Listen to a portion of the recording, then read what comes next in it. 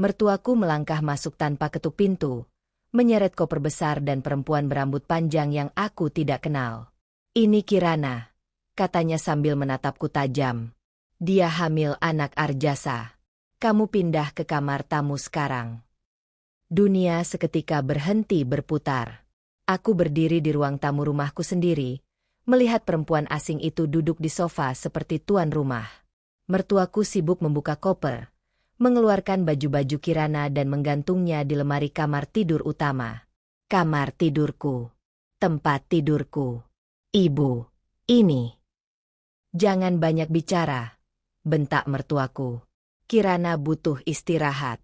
Dia mengandung cucu pertamaku. Kamu sudah 3 tahun menikah. Apa yang kamu kasih buat keluarga ini?"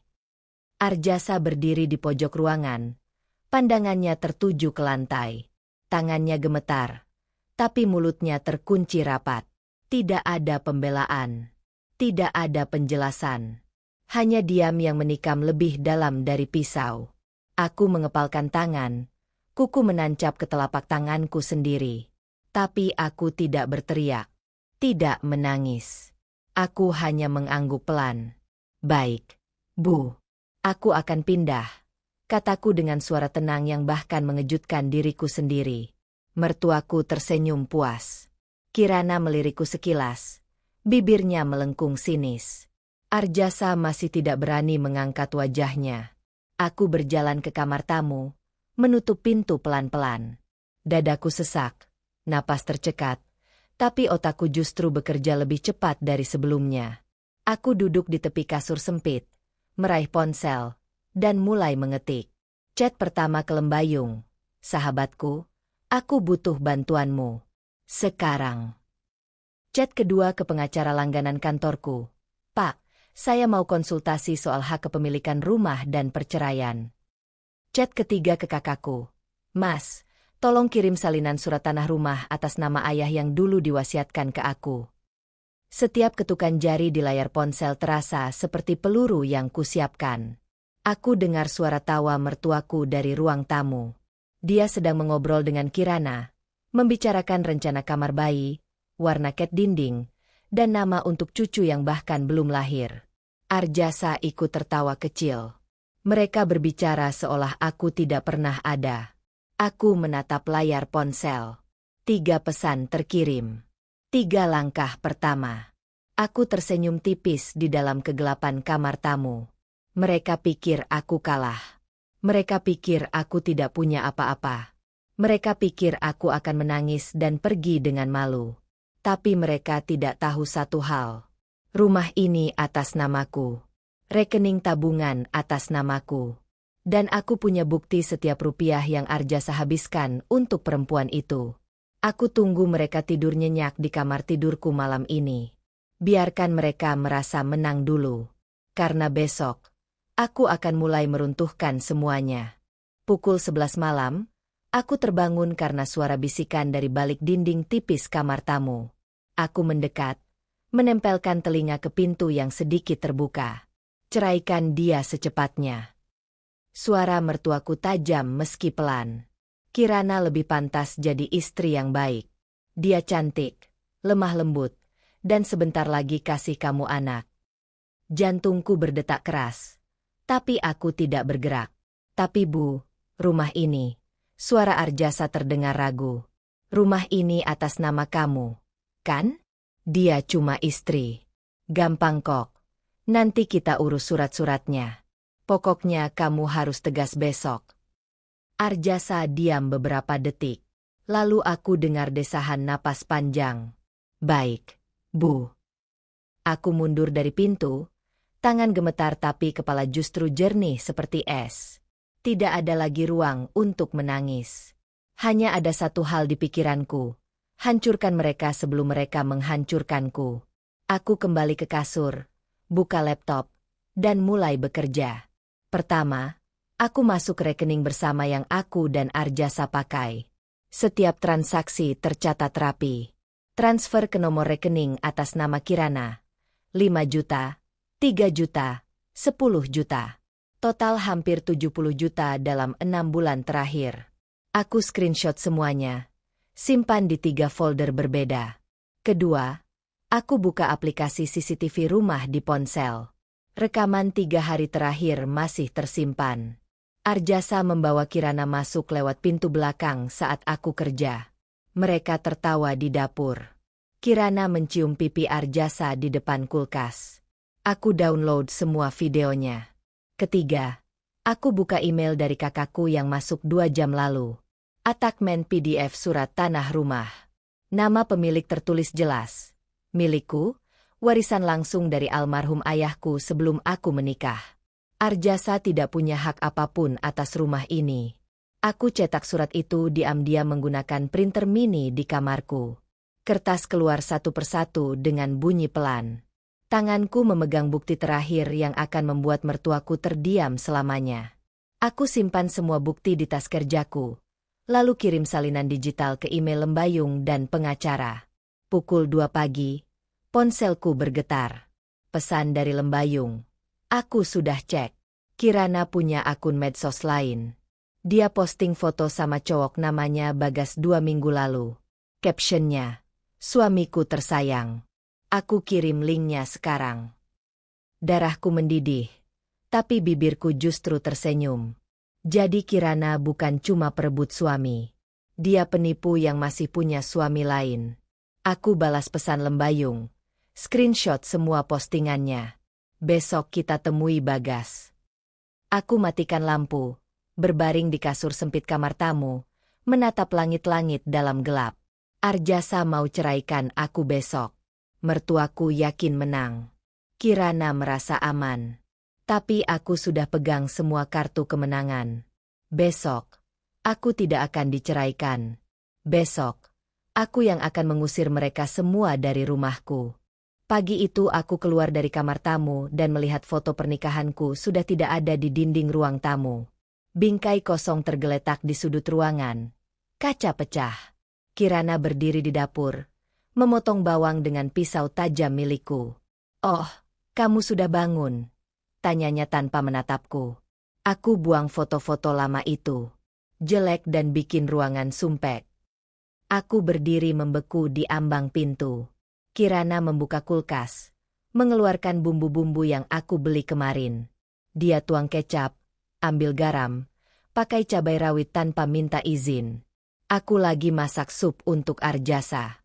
Kamu gak usah repot-repot. Aku yang urus dia sekarang. Napas tertahan di tenggorokanku, tapi aku paksa bibirku tersenyum. Baik, silakan. Aku berbalik, masuk kamar mandi, kunci pintu. Baru di sana aku biarkan tanganku gemetar. Tapi tidak ada air mata. Hanya amarah dingin yang membeku di dadaku. Setelah mandi, aku keluar dengan wajah pucat sengaja ku buat-buat. Arjasa sedang duduk di meja makan. Kirana melayaninya seperti raja. Mertuaku tersenyum lebar melihat pemandangan itu. Arjasa, panggilku pelan. Aku mau izin. Aku gak enak badan. Mau istirahat di rumah Lembayung beberapa hari. Arjasa melirikku sekilas, lalu kembali menatap mangkuk supnya. Ya, terserah kamu. Tidak ada pertanyaan. Tidak ada perhatian. Bahkan mertuaku hanya mengangguk acuh.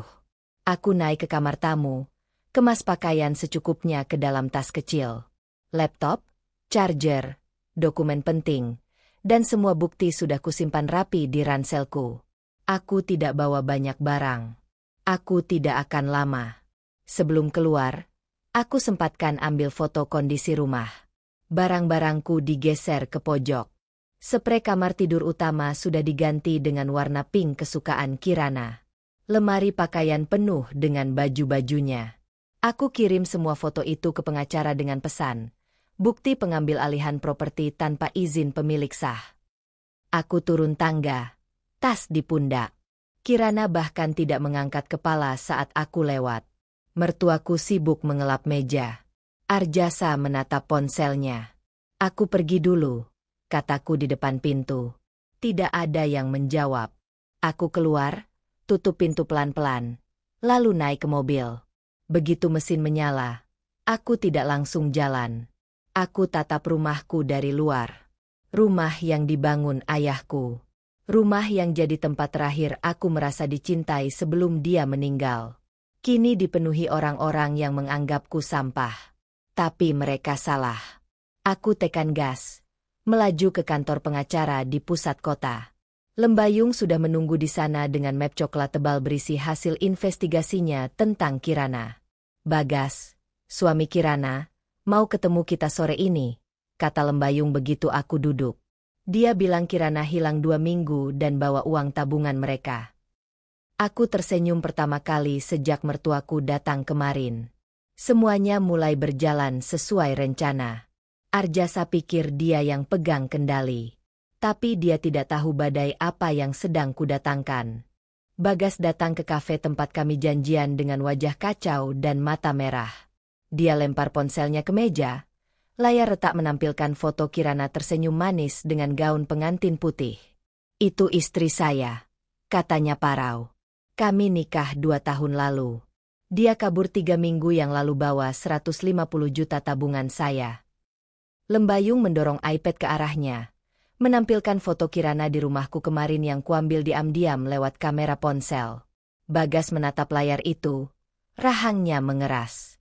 Dia di rumah Anda sekarang? Tanyanya. Bukan rumah saya lagi sepertinya. Jawabku datar. Dia sudah ganti spray dan buang foto pernikahan saya. Katanya dia hamil anak suami saya. Bagas tertawa sinis. Suara getir. Hamil? Kirana mandul. Kami sudah cek ke dokter tahun lalu. Dia bohong.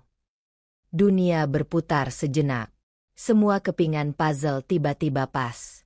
Kirana bukan cuma perebut suami. Dia penipu profesional yang memanfaatkan Arjasa untuk tempat tinggal dan uang, lalu akan kabur lagi begitu sudah puas. Saya mau ketemu dia, kata Bagas tegas. Sekarang. Aku angkat tangan menghentikannya. Tunggu. Saya ada rencana lebih baik. Aku keluarkan map dari tas. Tunjukkan semua bukti yang kukumpulkan. Transfer uang Arjasa ke Kirana.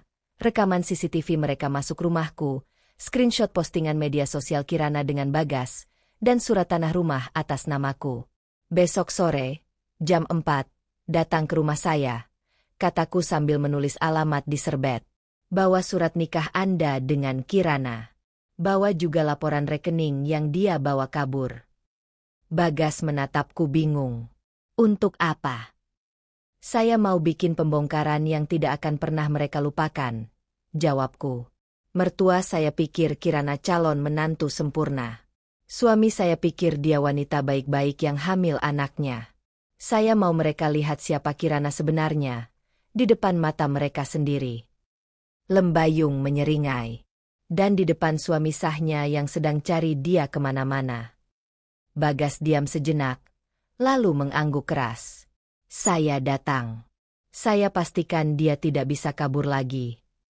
Kami berpisah di parkiran. Aku dan Lembayung naik mobil. Map bukti di pangkuanku terasa seperti senjata terakhir yang sudah siap ditembakkan. Kamu yakin? Tanya Lembayung sambil menyetir. Ini akan hancur-hancuran nanti. Aku tatap map itu, jari menelusuri tepi kertas surat tanah. Mereka yang mulai. Mereka usir aku dari kamar sendiri, buang foto pernikahanku, anggap aku sampah di rumah almarhum ayahku. Sekarang giliran mereka yang rasain. Ponselku bergetar.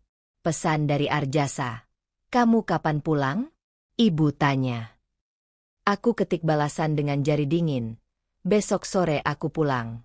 Ada yang mau aku omongin sama ibu, kamu, dan Kirana. Penting. Pesannya terbaca. Tidak ada balasan. Aku simpan ponsel, tatap jalan raya di depan. Besok sore, semua topeng akan copot. Semua kebohongan akan terbuka. Dan mereka semua akan tahu siapa yang sebenarnya numpang hidup di rumahku. Pagi hari sebelum eksekusi rencanaku, mertuaku tiba-tiba muncul di depan rumah Lembayung dengan wajah merah padam. Dia tidak sendirian. Dia bawa 2 tetangga kampung yang kusangka teman baiknya. Dasar perempuan tidak tahu diri. Bentaknya keras begitu Lembayung buka pintu. Suami di rumah kamu tinggal begitu saja. Mau kabur ya sekarang? Tetangga-tetangga di sekitar rumah Lembayung mulai keluar, mengintip dari balik pagar. Aku berdiri di teras, menghadap mertuaku dengan tangan gemetar. Ibu, ini bukan. Diam. Potongnya tajam. 3 tahun kamu jadi istri Arjasa. Apa yang kamu kasih? Tidak ada anak, tidak bisa masak enak. Kerjaannya cuma kerja terus sampai lupa kewajiban sebagai istri. Sekarang malah kabur? Kamu pikir kamu siapa? 2 tetangga yang dibawanya mengangguk-angguk, menatapku penuh hukuman. Arjasa itu anak baik-baik, ganteng, kerja kantoran. Lanjut mertuaku makin keras. Kamu beruntung dia mau nikah sama kamu. Tapi kamu cuma numpang nikah, numpang nama keluarga kami, terus sekarang sok-sokan pergi. Kata, numpang, itu menusuk seperti pisau berkarat. Lembayung maju selangkah, mau membela, tapi aku tahan dia dengan tatapan. Aku tatap mertuaku. Tatap 2 tetangga yang menatapku seperti penjahat. Tatap orang-orang di sekitar yang berbisik-bisik. Air mataku keluar. Tapi bukan karena malu. Bukan karena takut. Karena akhirnya, setelah 3 tahun diinjak-injak, dianggap tidak berguna, dibandingkan dengan perempuan lain, dijadikan pembantu di rumah sendiri, semua rasa sakit itu meluap keluar sekaligus. Ibu bilang aku numpang nikah. Suaraku keluar bergetar tapi keras. Ibu tahu gak? Setiap bulan siapa yang bayar cicilan mobil Arjasa? Aku. Siapa yang bayar biaya rumah sakit ibu tahun lalu waktu operasi? Aku. Siapa yang kasih uang bulanan ke ibu karena Arjasa selalu bilang gajinya habis? Aku. Mertuaku terdiam sejenak, tapi mukanya masih mengeras. Itu kewajiban kamu sebagai istri. Kalau aku yang wajib kasih semua itu, balasku, suara mulai mantap. Kenapa Arjasa boleh bawa perempuan lain ke rumah tanpa izin saya? Kenapa ibu yang usir saya dari kamar sendiri? Kenapa semua orang anggap saya yang salah? Tetangga-tetangga mulai berbisik lebih keras. Mertuaku membuka mulut mau menjawab, tapi tidak ada kata keluar. Ibu mau tahu siapa yang numpang? Aku ambil napas dalam. Sore ini, jam 4, datang ke rumah. Saya akan buktikan siapa yang sebenarnya numpang hidup di keluarga ini. Aku balik badan, masuk ke dalam rumah Lembayung, tutup pintu. Tanganku masih gemetar. Air mata masih mengalir. Tapi kali ini bukan karena lemah. Karena aku baru saja bakar semua jembatan. Tidak ada jalan mundur lagi. Jam 4 sore. Semua harus selesai. Jam 4 tepat. Aku masuk ke rumahku sendiri dengan map tebal di tangan. Arjasa, mertuaku, dan Kirana duduk di ruang tamu seperti menunggu pengadilan. Lembayung berdiri di belakangku, ponsel di tangan, merekam semuanya. Duduk. Perintahku pada mereka bertiga. Mertuaku mendengus. Kamu mau ngomong apa sih? Kami sudah capek dengan drama kamu. Aku buka map itu, keluarkan surat tanah rumah, lempar ke meja dengan bunyi keras. Ini surat tanah rumah. Lihat baik-baik siapa nama pemiliknya. Arjasa ambil kertas itu, matanya membesar. Tangannya gemetar. Ini atas nama kamu, bisiknya pelan. Warisan langsung dari almarhum ayahku, kataku dingin. Arjasa tidak pernah punya hak atas rumah ini. Jadi siapa yang numpang hidup? Mertuaku merebut kertas itu, membacanya berulang kali. Wajahnya mulai pucat. Aku keluarkan kertas kedua. Ini rekening tabungan bersama. Lihat sendiri. 90% uang di situ dari gaji saya. Arjasa kerja. Tapi gajinya habis buat apa? Ini dia. Aku lempar printout transfer uang ke nomor rekening Kirana. 70 juta dalam 6 bulan. Kirana bangkit dari sofa. Wajahnya berubah waspada. Itu bohong. Arjasa kasih aku karena kamu bilang hamil anaknya. Potongku tajam. Atau karena kamu butuh modal buat hidup setelah kabur dari suami kamu yang asli. Aku lempar foto printout dari media sosial Kirana. Foto dia dengan Bagas, Caption, suamiku tersayang, 2 tahun menikah. Ruangan jadi sunyi mencekam. Arjasa menatap Kirana dengan mulut terbuka. Kamu sudah nikah. Kirana mundur selangkah. Itu foto lama. Kami sudah. Ketukan pintu keras memotong kata-katanya. Aku buka pintu. Bagas berdiri di sana dengan 2 orang polisi dan surat laporan kehilangan. Itu dia. Tunjuk Bagas ke arah Kirana. Istri saya yang bawa kabur 150 juta uang tabungan saya. Kirana pucat pasi. Dia coba lari ke arah pintu belakang. Tapi Bagas lebih cepat. Dia tarik tangan Kirana keras. Lalu menampar pipinya dengan suara keras yang membuat mertuaku terlonjak. Kau pikir kau bisa kabur terus? Bentak Bagas. Aku cari kamu sampai kemana-mana. Kamu bohongin semua orang, termasuk pria bodoh ini. Bagas tunjuk Arjasa yang duduk terpaku. Air mata mulai turun di pipinya. Polisi maju, pegang tangan Kirana. Anda harus ikut kami ke kantor. Ada laporan penipuan dan penggelapan. Kirana meraung, menangis histeris, tapi polisi tidak peduli. Mereka bawa dia keluar. Bagas ikut dari belakang sambil membawa tas besar milik Kirana yang masih ada di kamar tidur utama. Ruang tamu tinggal kami berempat. Aku, Lembayung, Arjasa yang menangis tertunduk, dan mertuaku yang duduk lemas seperti patung. Aku berdiri di depan mereka. Suaraku keluar tenang tapi dingin seperti es. Arjasa cuma numpang hidup di rumahku. Kirana cuma penipu yang pakai kalian buat tempat tinggal sementara. Dan ibu. Aku tatap mertuaku tajam. Ibu bawa perusak rumah tangga masuk rumah anak perempuan orang, lalu usir pemilik sah dari kamarnya sendiri. Mertuaku membuka mulut, tapi tidak ada suara keluar. Arjasa jatuh berlutut, pegang kakiku. Maafin aku, kumohon. Aku tendang tangannya pelan tapi tegas. Keluar dari rumahku. Sekarang. Arjasa masih berlutut di lantai. Mertuaku duduk pucat dengan tangan gemetar. Aku ambil kunci cadangan rumah dari laci. Pegang erat di tangan. Kalian punya 1 jam untuk keluar, kataku tanpa menatap mereka. Ambil barang kalian dan pergi. Kalau masih ada yang tersisa setelah itu, aku buang ke jalan. Mertuaku akhirnya berdiri, kaki gemetar. Kamu gak bisa usir kami begini. Arjasa itu suami kamu. Bukan lagi, jawabku sambil menyerahkan map ketiga pada Lembayung. Pengacara saya sudah siapkan surat cerai. Besok diajukan ke pengadilan. Arjasa merangkak maju, air mata bercucuran. Aku gak punya tempat tinggal. Kumohon, kasih aku waktu. Waktu? Aku tertawa pahit. Kamu kasih aku waktu gak waktu bawa selingkuhan ke kamarku? Waktu ibu kamu buang foto pernikahan kita? Waktu kalian usir aku dari kamar sendiri? Aku tendang kaki Arjasa sampai dia mundur. Sekarang kamu tahu rasanya gak punya apa-apa. Pergi. Mertuaku menarik Arjasa berdiri. Wajahnya keras meski gemetar. Mereka naik tangga, mengambil barang-barang mereka dengan tangan terburu-buru. 50 menit kemudian, mereka keluar dengan 2 koper besar. Di ambang pintu, mertuaku menatapku terakhir kali. Kamu akan menyesal. Ibu yang akan menyesal, balasku.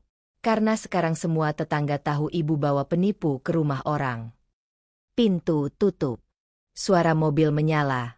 Lalu pergi. Rumahku akhirnya sunyi. Lembayung peluk bahuku. Kamu menang. Tapi aku belum merasa menang. Belum sampai semua benar-benar selesai. Seminggu kemudian, pengadilan terima surat cerai. Sebulan kemudian, Arjasa kehilangan pekerjaan karena skandalnya tersebar di kantor.